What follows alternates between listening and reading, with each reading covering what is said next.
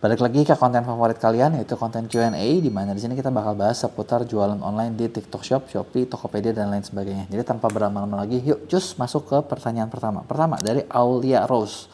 Kak, aku udah 3 bulanan jualan di Shopee, belum ada pembeli. Kalau kamu gini loh, kalau menurut gue ya, umur udah ada. Ya kan ada 3 bulan, belum ada pembeli. Berarti kalau kamu ada 3 bulan nggak ada pembeli, masalahnya satu, kamu nggak bisa cari traffic. Nah, traffic bisa datang dari mana? Bisa datang dari aktivitas atau bisa datang dari produk. Coba lu lihat lagi produknya apa, apakah produknya banyak yang nyari atau enggak, ataukah aktivitas kamu yang kurang. Ya, berikutnya, Farhan Agustian. Gimana tanggapannya tentang kenaikan biaya admin marketplace bulan depan? Gimana tanggapan gua? Tanggapan gua adalah biaya admin, gua udah di level kayak, udah pasti tiap tahun naik sih.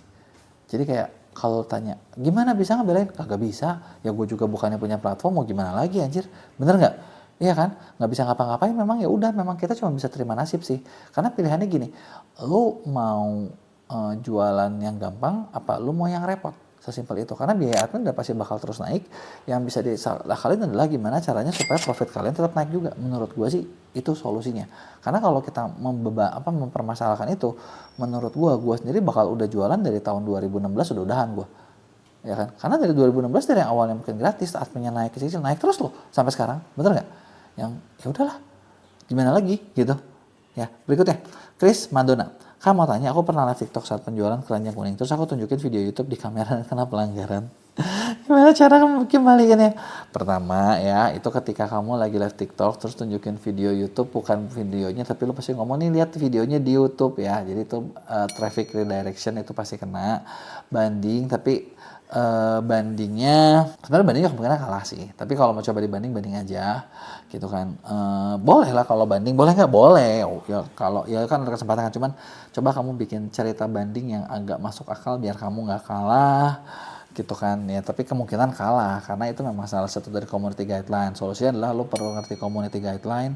Terus berikutnya kalau nggak mau kena kayak gitu, kalau kamu kreator gabung di MCN, kita bisa bantu belain. Kalau di seller gabung di TSP, TikTok Shop Partner, kita juga punya, dua-duanya kita bisa iniin. Tapi kalau valid ya kita nggak bisa juga gitu ya.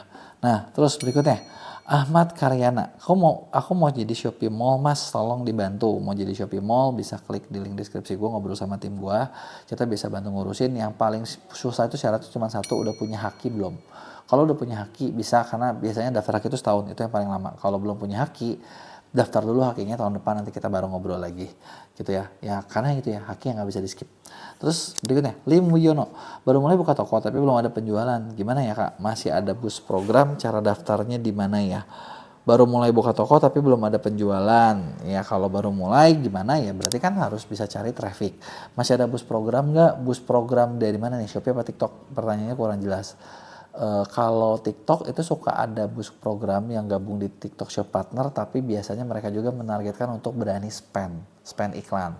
Tapi gue bakal fair ngomong, spend iklannya bakal untung nggak? Nggak.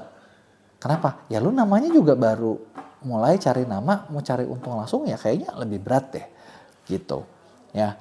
Nah cara daftarnya bisa klik link di deskripsi gue, ngobrol sama tim gue, kita bisa bantuin.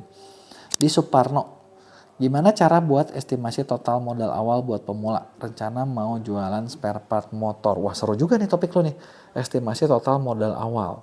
Kalau menurut gue sih, kalau mau bikin total modal awal ya, pertama kamu harus tahu dulu kayak mau gini, targetnya mau berapa sih?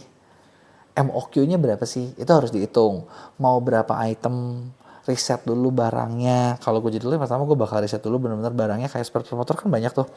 Nah, banyak peritilan itu jujur nih, itu tuh bukan bagus. Tapi itu tuh artinya duitnya banyak keluar. Ya, gue termasuk orang yang nggak suka kalau kayak duit gue mati di stok, dan stok itu ya maksudnya gini lah. Dulu bokap gue jualan warung ya, jadi kayak ngalamin kayak, aduh kalau dulu warungan tuh barang tuh harus banyak biar kelihatannya nggak sepi. Nah, masalahnya kelihatan banyak sama laku beneran itu beda.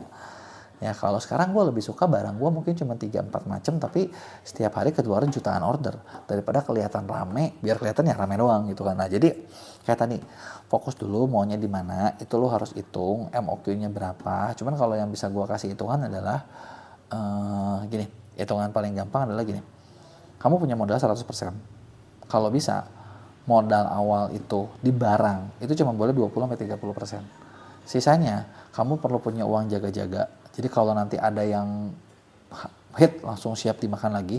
30% itu 30-40% itu uang jaga-jaga. Sekitar 15-20% dari modal lagi itu marketing cost. Nah ketika lo kayak gitu lo aman. Tapi kalau misalnya lo nggak ada lo nggak aman.